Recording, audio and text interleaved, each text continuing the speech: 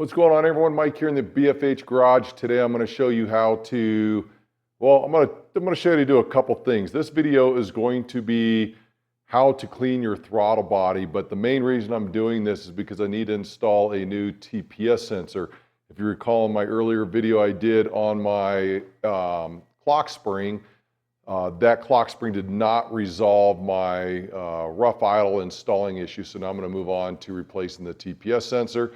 But since I'm gonna play around with that, I might as well clean off this throttle bottle anyway. This motor's got over 230,000 miles on it, so it could probably use that. So I'm gonna show you how to do that. It's a real easy job, but also really good preventative maintenance to make sure everything is running smoothly. Let me show you how this is done. To help you better understand what we're looking at here, I went ahead and first started by removing the air intake tube right here, and that just goes around this circular part right here. So as you look down at your throttle body, off to this side here you have your map sensor. Over here is your throttle position sensor, and over here is your idle air control module. All these are hooked up to this thing right here, which is your throttle body. We have to disconnect each one of those connections. We have to disconnect the accelerator linkage there, and then we need to remove 4 10mm bolts, and then this thing will pop right up and off and we can get to cleaning it. The first thing I'm going to do is get things out of my way so that way I have easier access to everything else. And be careful with some of these parts, they can be old and brittle and they could break pretty easily.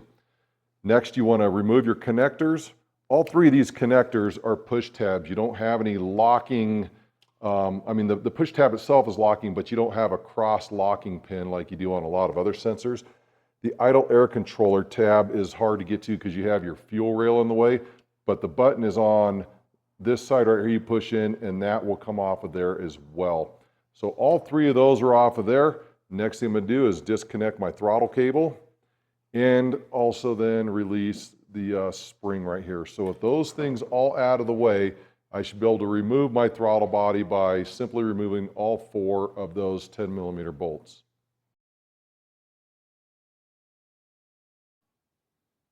With the 4 10mm bolts removed, you can simply lift your throttle body up and out of the way. Now, if you're going to do this job and you haven't been into your intake in a while, you may want to have another spare gasket on hand in case this one gets damaged pulling this off. Let's move over to the table and start taking things apart. All 3 of these sensors, or the module, they all take a T20 Torx. To save you the pain of watching me undo that, I've already removed them all. I'm going to start with the idle air controller. As you can see here, this one is absolutely filthy. This needs cleaned up, so I'm glad I'm doing this. I just did this on my last Jeep before I rolled it, so that does me no good now, however. Throttle position sensor comes out, and then your map sensor. Now on the map sensor, you got to be very careful because on the bottom side there's a little rubber O-ring there that's got a nipple, and if you're not careful, you can tear your nipple, and you don't want to do that. So you may need to pry up on it with a screwdriver or something to get it started to break that seal, and then that will pull off. Next, I'm going to remove the butterfly from the inside. There's these 2 little bolts. Those are also T20. You're going to turn your throttle open, and then it should pull straight out just like that. Now, when I go to pull this thing out, this spring's going to pop loose, so you got to make sure that when you put it back together, you're going to have to finagle this thing, and it can be a little bit of a pain in the rear, but it's not too difficult. Comes out straight like that.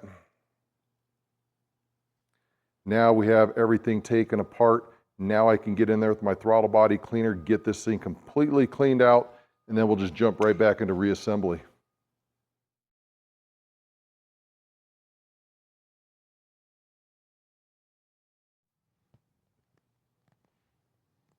As you can see here, we have it cleaned up real nicely inside. Don't be afraid to use Q-tips and get into the nooks and cranny. It gets pretty bad in there.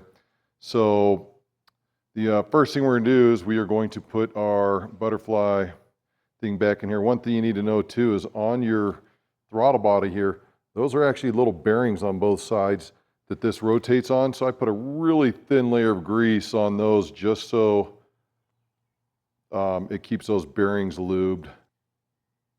So now the hard part, we have to get this spring back over into this slot.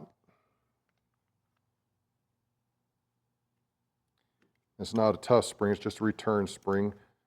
Make sure it gets all the way to that slot. Give it a check, make sure everything's good. That's the way it's supposed to be. Next, we're going to reinsert our butterfly valve, which means we have to turn this sideways, work this back in.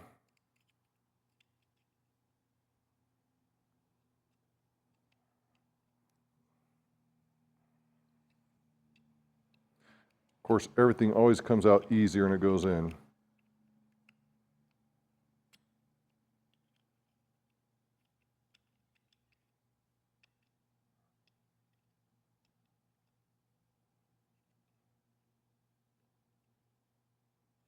There we go.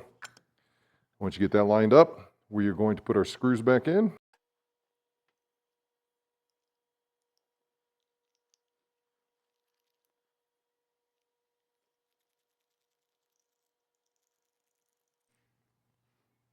Now we want to get the sensors all reinstalled. To save time, I've already installed the map sensor. Again, pay attention to this little rubber 90 there. You don't want to crack or break that. The map sensor is reinstalled after being cleaned.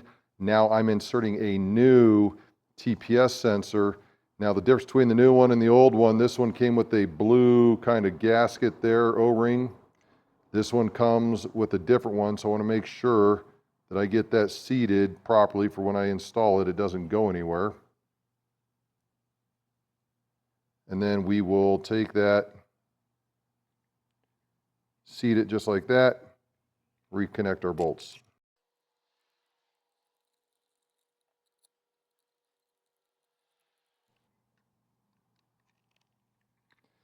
With everything reinstalled, now it's time to put it back on the Jeep. Put this back together now, it's just the opposite of what we did to take it apart. First thing I'm going to do is install my 4 10mm bolts.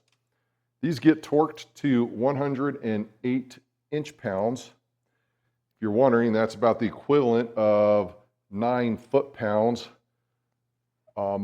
Basically, I don't use a torque wrench on these. It's kind of like doing brake caliper bolts. Those are only 11 foot-pounds. I just barely put enough pressure on them to seat them and make sure everything is good. You don't want to over torque these, especially going into aluminum like that. It does not take much.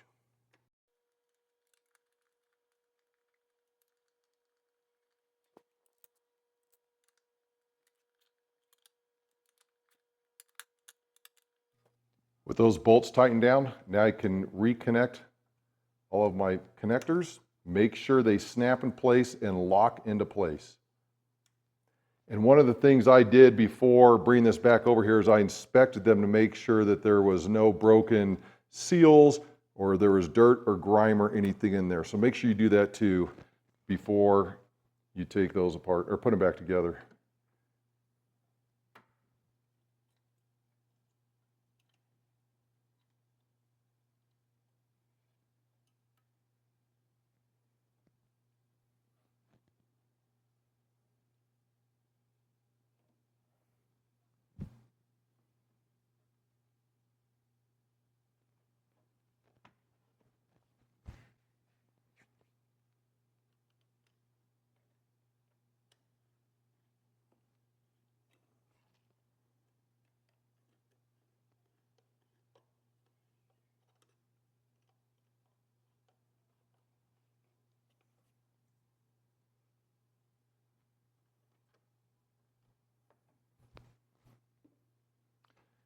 And that's all there is to cleaning your throttle body or replacing any of these sensors. It's really, really simple. Now it's time to go take it for a test drive and see if that resolved my problem.